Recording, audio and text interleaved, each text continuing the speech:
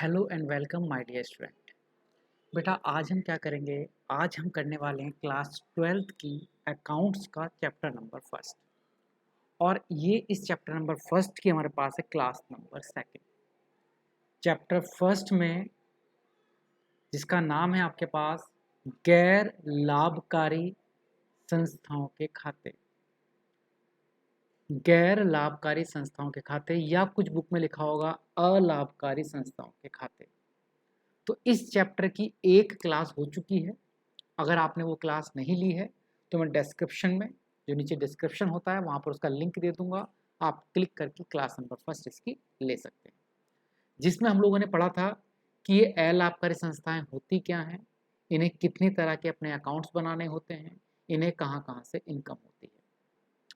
जो आज ही class number second है, ये थोड़ी सी इंपॉर्टेंट है और थोड़ी सी टिपिकल भी है। मीनिंग इसे समझने में आपको थोड़ा सा माइंड यूज करना होगा, मीनिंग थोड़ी सी आपको मेहनत करनी होगी। लेकिन जैसे मैं हमेशा बताता हूँ कि अगर आपको वास्तव में अपने 12th के अकाउंट का संपूर्ण कंप्लीट सिलेबस यूट्यूब से करना है तो आपको एक कॉपी और पेन लेकर बैठना होगा, ताकि आप क्लास वाइज अपने यहाँ पर नोट्स को तैयार कर सको। जो डाउट आएंगे वो आप मुझसे पूछ सकते हो। अब आपको सर डाउट कैसे पूछे जाएंगे, बेटा आप उसके लिए हमारा जो एक लाइव क्लास का ग्रुप है उस ग्रुप को आप ज्वाइन कर सकते हो। लाइव क्लास ग्रुप ज्वाइन करने के लिए आपको हमें मैसेज करना होगा। कॉन्टैक्ट नंबर है 9555159995। आप उस पर मैसेज करोगे, अपने ज़िले का नाम बताओगे और मैं आपको इस ग्रुप में ऐड कर लूँगा। बॉयज़ के लिए अलग ग्रुप बनाया जाएगा और गर्ल्स के लिए अलग ग्रुप बनाया जाएगा। ये तो बेटा चर्चा रही और परिचर्चा रही। अब बात करते हैं कि सर आज की क्लास में हम क्या पढ़ेंगे, आज की क्लास का टॉपिक क्या होने वाला है। बेटा आज की क्लास का जो हमारे पास टॉपिक है, बेटा एक बार मैं आपको दिखा देता हूँ। लास्ट क्लास हम लोगों ने क्या क्या पढ़ा था। हमने लास्ट क्लास पढ़ा था गैर लाभकारी संस्थाएं, उनका मीनिंग क्या होता है, गैर लाभकारी संस्थाओं को किन किन नाम से पुकारा जाता है, गैर लाभकारी संस्थाओं के उदाहरण क्या क्या हो सकते हैं। अगर आपने क्लास नहीं ली तो प्लीज़ मेरी रिक्वेस्ट है आपसे, आप उस क्लास को ज़रूर ले लेना। और इसके अलावा जो गैर लाभकारी संस्थाएं होती हैं वो कितने तरह के खातों को बनाती हैं। मैंने आपको बताया था गैर लाभकारी संस्थाएं 3 खाते बनाती हैं, प्राप्ति और भुगतान खाता, आय व्यय खाता और आर्थिक चिट्ठा। अब बात आती है कि आज की क्लास में हम क्या पढ़ने वाले हैं। बेटा आज की क्लास में हम पढ़ेंगे, एक शब्द होता है अभिदान। कहोगे सर ये क्या है। यह एक शब्द होता है जिसे चंदा भी बोला जाता है, चंदा मामा, ठीक है। और इंग्लिश में हम इसे बोलते हैं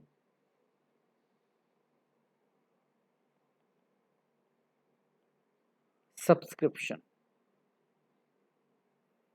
तो आज हम लोग अभिदान बोल लो, आप इसे चंदा बोल सकते हो या आप इसे सब्सक्रिप्शन बोल सकते हैं। आज हम पढ़ने वाले हैं इस सब्सक्रिप्शन की कुछ ट्रीटमेंट। बहुत ध्यान से समझाऊंगा, पर आपको तभी समझ में आएगा जब आपके पास कॉपी पेन रखा होगा। मैं एक बार फिर से बोलता हूँ, मेरी किसी से कोई रिक्वेस्ट नहीं है, ना तो आपको चैनल सब्सक्राइब करने की कोई रिक्वेस्ट है, ना वीडियो सब्सक्राइब करने की, वीडियो को लाइक वगैरह करने की कोई रिक्वेस्ट है। इससे मुझे कोई फ़र्क भी नहीं पड़ता है। बस रिक्वेस्ट मैं हमेशा एक ही करता हूँ कि कॉपी पेन आपके पास हो और आप क्या करो बेटा, एक एक क्लास को एक एक पेज पर लिखते चले जाओ, ताकि एग्ज़ाम के टाइम आपके पास पूरे कंप्लीट नोट्स बन कर क्या हो जाएँ, तैयार हो जाएँ। तो बात करते हैं अभिदान यानी कि चंदे यानी कि सब्सक्रिप्शन की, कि ये अभिदान होता क्या है, चंदा होता क्या है, ये सब्सक्रिप्शन होता क्या है। इंग्लिश में सब्सक्रिप्शन बोला जाता है, हिंदी में इसे हम अभिदान या चंदा बोल देते हैं। देखो जब भी कोई हम गैर लाभकारी संस्था बनाते हैं, कोई भी एनजीओ बनाते हैं, कोई भी एनपीओ बनाते हैं, तो मान लो बेटा मैंने क्या किया, मैंने एक संस्था बनाई, एक चैरिटेबल क्लब बनाया जिसमें हम बच्चों के मैच कराया करेंगे। तो जब भी कोई एनजीओ बनाई जाती है, जब भी कोई गैर लाभकारी संस्था बनाई जाती है, गैर लाभकारी संस्था बोल के बेटा कि एक बिजनेस आपने, चलो बेटा आपने एक संस्था स्टार्ट की जिसका उद्देश्य क्या होगा, लोगों को सर्विसेज देना, ना कि लाभ कमाना। तो बिना लाभ कमाने के उद्देश्य से जो संस्थाएं बनाई जाती हैं उन्हें क्या बोला जाता है बेटा, गैर लाभकारी संस्था। तो मैंने भी लोगों की हेल्प करने के उद्देश्य से या लोगों को पढ़ाने के उद्देश्य से अपनी एक संस्था बनाई, और उस संस्था में बेटा क्या होते हैं, कुछ मेंबर होते हैं। मेंबर मतलब सदस्य होते हैं। हर एक संस्था के कुछ ना कुछ सदस्य होंगे। मैंने भी एक संस्था बनाई और मेरी संस्था से बेटा क्या हुआ, लगभग 10 सदस्य जुड़ गए। कि हाँ हम लोग भी संस्था में आपके मेंबर बनेंगे, आपके संस्था में सदस्य बनेंगे। अब बताओ अगर हम सदस्य बनेंगे तो हमें करना क्या है। तो जो भी इस गैर लाभकारी संस्था, इसे इंग्लिश में बोल सकते हैं नॉन प्रॉफिट ऑर्गेनाइजेशन, जो भी इस नॉन प्रॉफिट ऑर्गेनाइजेशन के सदस्य बनते हैं उन्हें हर साल कुछ ना कुछ ईयरली पेमेंट देना होता है अपनी संस्था को चलाने के लिए। जो ये ए नाम का सदस्य, ये भी संस्था को कुछ पेमेंट देगा हर साल, बी भी कुछ सदस्य पेमेंट देगा, सी नाम का सदस्य भी पेमेंट देगा, डी नाम का भी देगा, ई नाम का भी देगा, एच नाम का भी देगा या एफ नाम का भी देगा। जितने भी संस्था में सदस्य होते हैं वो सभी सदस्य हर साल अपनी संस्था को कुछ पेमेंट देते हैं, कुछ पैसा देते हैं, और सदस्यों से मिलने वाला जो पैसा होता है उसे इंग्लिश में आप सब्सक्रिप्शन बोल सकते हैं और हिंदी में आप उसे अभिदान बोल सकते हैं। एक संस्था को अपने सदस्यों से मिलने वाला पैसा, एक संस्था को प्रतिवर्ष अपने सदस्यों से मिलने वाला जो पैसा होता है, उस ही पैसे को अभिदान या सब्सक्रिप्शन कहा जाता है या चंदा कहा जाता है। हर एक एनपीओ के, गैर लाभकारी संस्था के कुछ सदस्य होते हैं। वो सदस्य हर साल अपनी संस्था को पैसे देते हैं ताकि इस संस्था को चलाया जा सके, इस संस्था में कार्य किया जा सके। तो उनके द्वारा अपनी संस्था को जो पैसा दिया जाता है हर रोज, तो बेटा हर साल या महीने में भी हो सकता है, 6-6 महीने में भी हो सकता है, जो पैसा वो रेगुलर बेस पर देते हैं, ठीक है, सामान्यतः देते हैं, उस पैसे को हम क्या बोलते हैं, इंग्लिश में सब्सक्रिप्शन बोलते हैं। और इंग्लिश में उस पैसे को क्या बोला जाता है बेटा, अभिदान बोला जाता है। क्या बोला जाता है मेरे बच्चे, उसे अभिदान बोला जाता है। तो बेटा इस बात को याद रहेगा कि अभिदान क्या होता है। अभिदान क्या होता है, अभिदान क्या होता है, एक संस्था को अपने सदस्यों से मिलने वाली वार्षिक राशि, एक संस्था को अपने सदस्यों से मिलने वाली वार्षिक राशि को अभिदान, सब्सक्रिप्शन या चंदा कहते हैं। ठीक है, चंदा मेरे लाल मेरे प्यारे, बात को समझ रहे हो। अभिदान क्या होता है, संस्था को अपने सदस्यों से वार्षिक रूप में मिलने वाला भुगतान क्या कहलाता है, अभिदान या सब्सक्रिप्शन कहलाता है। अमाउंट रिसीव्ड ईयरली, ठीक है बेटा, amount received yearly from member of organization is called subscription, या subscription means the amount paid by the members to organization yearly basis is called subscription। तो आप समझ गए अभिदान क्या होता है, आप समझ गए सब्सक्रिप्शन क्या होता है। अब आपको सर ये तो बहुत भारी नहीं था, इसी को आप भारी कह रहे थे, नहीं बेटा ये तो इसकी डेफिनेशन हुई, ये तो लिखने के लिए हुआ कि अगर पेपर में आया था अभिदान क्या है तो आप बता सकते हो अभिदान किसे कहते हैं। अब जो ये अभिदान है, इस अभिदान की बेटा में अकाउंटिंग ट्रीटमेंट क्या करनी है, यानी कि लेखांकन कैसे किया जाएगा इस अभिदान का। इस अभिदान को अकाउंट्स में कहाँ लिखा जाता है, कैसे लिखा जाता है, अब चर्चा परिचर्चा इस बात की होने वाली है। और यही होता है बेटा बहुत बहुत बहुत बहुत मुश्किल। बेटा जो अभिदान है,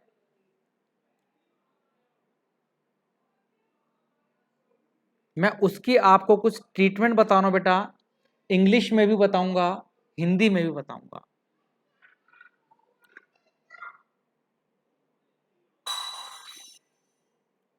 वर्ष के दौरान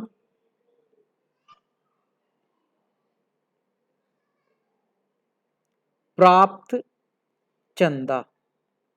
अब बच्चे का सर ये क्या करा दिया एकदम से, बेटा मैं बता रहा हूं कि जो सब्सक्रिप्शन है, जो ये अभिदान या चंदा है, इसे अकाउंट में कैसे लिखा जाता है, इसकी ट्रीटमेंट कैसे की जाती है। बेटा हमें इसमें बनाना होता है, एक मैं आपको बता देता हूं, हमें इसमें बनाना होता है एक प्राप्ति और भुगतान खाता, और दूसरा बेटा इसमें बनाया जाता है आय व्यय खाता। तो ध्यान से समझना मैं आपको क्या बताने वाला हूं, आय व्यय खाते के लिए जो हमें आय व्यय खाता बनाना है, आय व्यय खाते के लिए जो आपके पास अभिदान है, अभिदान को क्या बोलते हैं बेटा, चंदा या सब्सक्रिप्शन। यानी कि आय व्यय खाते में कितना अभिदान आएगा, आय व्यय खाते में कितने चंदे की वैल्यू आएगी, या मैं बोलूं आय व्यय खाते में कितना सब्सक्रिप्शन दिखाया जाएगा, उसके लिए हम करने वाले हैं बेटा क्या, ट्रीटमेंट। आय व्यय खाते में कितने रुपए का चंदा दिखाना है।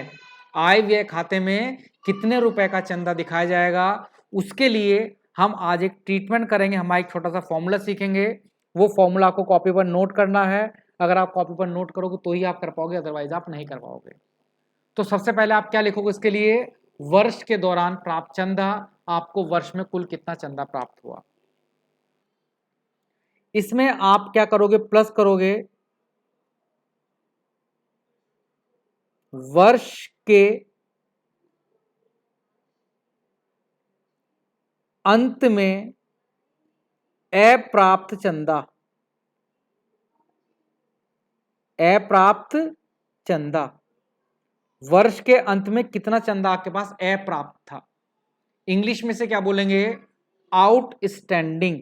मैं यहां लिख देता हूं outstanding at the end. And में कितना सब्सक्रिप्शन आउटस्टैंडिंग है, कितना चंदा अप्राप्त है। माइनस करोगे वर्ष के प्रारंभ में अप्राप्त चंदा। फिर से बेटा अप्राप्त मतलब क्या बोलते हैं इंग्लिश में, आउटस्टैंडिंग। वर्ष के प्रारंभ मतलब बेटा बिगिनिंग बोलते हैं, इंग्लिश में क्या बोलते हैं इसे, बिगिनिंग। जो वर्ष के प्रारंभ में आउटस्टैंडिंग है। तो जो आपको वर्ष के दौरान चंदा प्राप्त हुआ, उसमें आपको क्या प्लस करना है बेटा, आपको उसमें प्लस करना है, बताओ क्या, अरे आपको उसमें क्या प्लस करना है मेरे बच्चे, प्लस करना है वर्ष के अंत में कितना अप्राप्त है, माइनस क्या करना है वर्ष के प्रारंभ में कितना अप्राप्त है। वर्ष के अंत का प्लस करना है, वर्ष के प्रारंभ का अप्राप्त आपको माइनस करना है। यानी कि एंड का आउटस्टैंडिंग प्लस करना है, बिगिनिंग का आउटस्टैंडिंग आपको माइनस करना है। इतना कर लोगे, कॉपी पर लिख नहीं रहे हो बेटा, अब आप बोर होकर बंद करने वाले वीडियो। भाई कॉपी पर लिखो इस चीज को, ये पूरा एक फॉर्मूला है। आप इसमें फिर से प्लस करोगे, क्या प्लस करोगे भाई, वर्ष के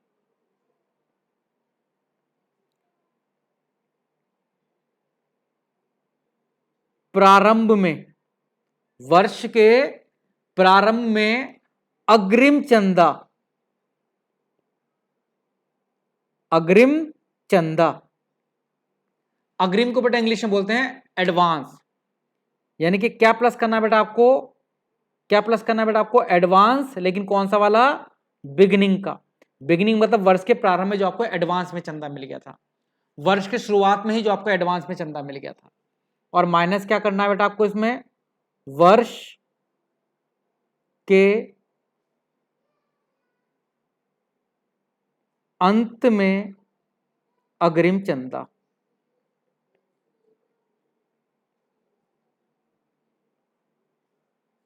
अगर आपने ये 4 लाइनें याद कर ली तो अब आप निकाल सकते हो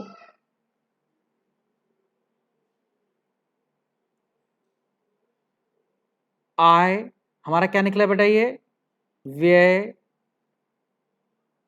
खाते में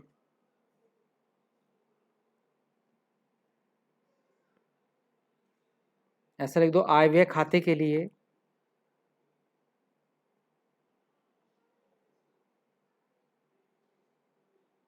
चंदे की राशि। यानी कि आय व्यय खाते में कितना जाएगा बेटा आपके पास, ये पैसा जाएगा। आय व्यय खाते में कितना जाएगा भैया आपके पास, ये पैसा जाएगा। तो फिर से समझ लो, आय हम क्या निकालना है बेटा, आय व्यय खाते के लिए चंदे की राशि निकालना सीख रहे हैं कि आय व्यय खाते में कितना चंदा दिखाया जाएगा। आपको पूरा क्वेश्चन गिवन होगा, आपको सारी इंफॉर्मेशन गिवन होगी, बस आपको प्लस माइनस करना है। आपको पता रखना है कौन सी चीज प्लस होनी, कौन सी चीज माइनस होनी है। सबसे स्टार्टिंग में आपको क्या लाइन लिखनी है, सबसे स्टार्टिंग में आपको लिखनी वर्ष के दौरान प्राप्त चंदा, यानी कि पूरे वर्ष में आपको कितना चंदा प्राप्त हुआ। एक लाइन आपके लिख दोगे वर्ष के दौरान प्राप्त चंदा। जब आपको पता लग जाएगा कि वर्ष, पूरे वर्ष में आपको कितना चंदा मिला, अब आपको इसमें प्लस माइनस करने हैं। प्लस क्या करना है बेटा, आप अगर मैं आपको शॉर्ट में समझाऊं, अगर मैं आपको शॉर्ट में समझाऊं बेटा, आउटस्टैंडिंग समझते हो बेटा, अप्राप्य, जो आउटस्टैंडिंग है एंड वाला, वो आप में शॉर्ट में लिख रहा हूं बेटा, प्लस करना है। जो आउटस्टैंडिंग है बिगिनिंग मतलब प्रारंभ वाला, वो क्या करना है बेटा आपको, माइनस। शॉर्ट में समझ लो, आउटस्टैंडिंग अप्राप्त, एंड वाला प्लस करा जाएगा और अप्राप्त बिगिनिंग वाला प्रारंभ वाला बेटा क्या किया जाएगा, माइनस किया जाएगा। जब कोई आपको एडवांस में चंदा मिल जाता है, अग्रिम चंदा मिल जाता है, अग्रिम वाले के लिए क्या केस है, अग्रिम वाला बेटा क्या होता है, जो बिगिनिंग वाला है मतलब प्रारंभ वाला है वो प्लस करना है, और जो एंड का अग्रिम है वो आपको क्या करना है, माइनस करना है। बिगिनिंग का अग्रिम प्लस करना है, प्रारंभ का अग्रिम प्लस करना है, एंड का अग्रिम माइनस करना है। आउटस्टैंडिंग एंड वाला प्लस, बिगिनिंग वाला माइनस। बस याद रखना, आउटस्टैंडिंग जो अंत का था वो प्लस होगा, प्रारंभ का माइनस होगा, और जो एडवांस है वो बिगिनिंग वाला प्लस होगा, प्रारंभ वाला प्लस होगा, एंड वाला क्या होगा, माइनस होगा। चलो जी, ये हमारे पास आ गया है वर्ष। ये अमाउंट कहां पर ट्रांसफर होगा बेटा, जो आंसर निकल कर आएगा सब कुछ प्लस माइनस करने का, वो कहां पर जाएगा, आपके आय व्यय खाते के अंदर चला जाएगा। अब एक मैं आपको छोटा सा प्रश्न दिखता हूं और एक प्रश्न करके दिखाऊंगा, फिर आप समझोगे कि इसका यूज क्या है। आपको ऐसा बताया जाएगा, वर्ष 2001 में आपको प्रश्न दे रखा है प्राप्त चंदा। जो आपको वर्ष 2001 में चंदा मिला है, सब्सक्रिप्शन मिला है बेटा, मान लेते हैं दे रखा है क्वेश्चन 20,000। ये प्रश्न दिया होगा बेटा, मैं सिर्फ प्रश्न करा रहा हूं, फिर इसका सॉल्यूशन कराऊंगा। फिर बता रखा है 1 जनवरी को अप्राप्त चंदा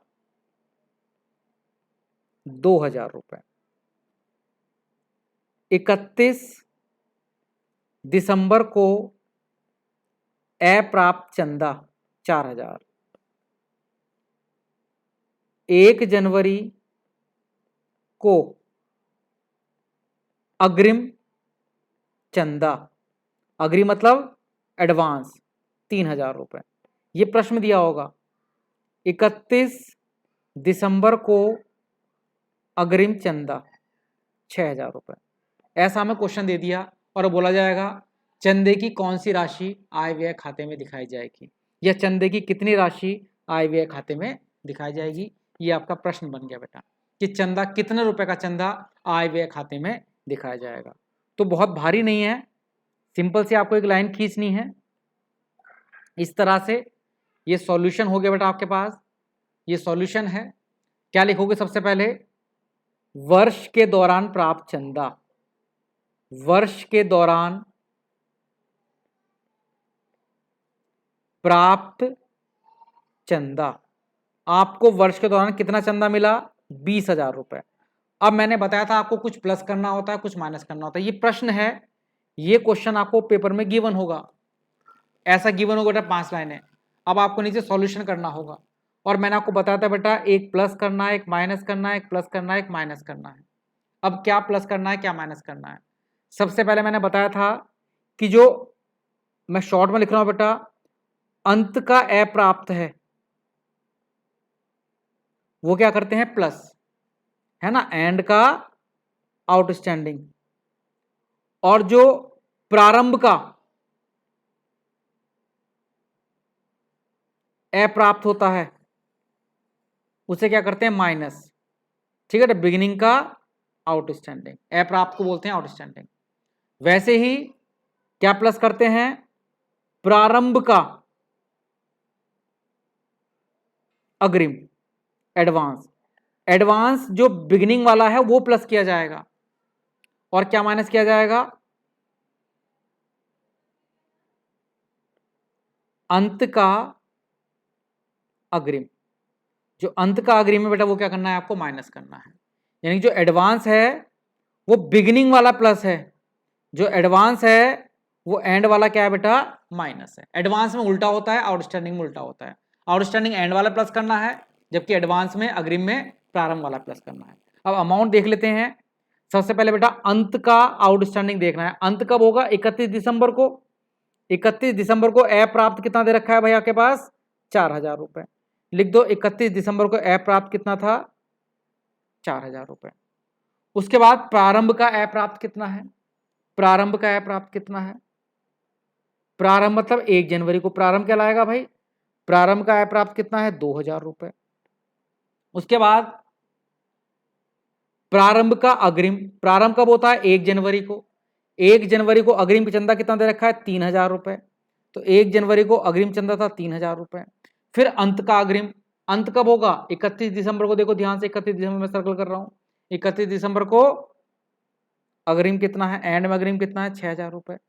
ये क्या होगा? माइनस होगा। अब अपना आंसर आ जाना है। ठीक है, हम क्या लिख देंगे बेटा? ये आय व्यय खाते के लिए चंदा, आय व्यय खाते के लिए चंदा, या इंग्लिश में बोलूंगा क्या? सब्सक्रिप्शन फॉर, आय व्यय खातों क्या बोला जाता है? Income and expenditure account. ये सब्सक्रिप्शन, ये चंदा कहां पर जाएगा? इनकम और एक्सपेंडिचर अकाउंट में।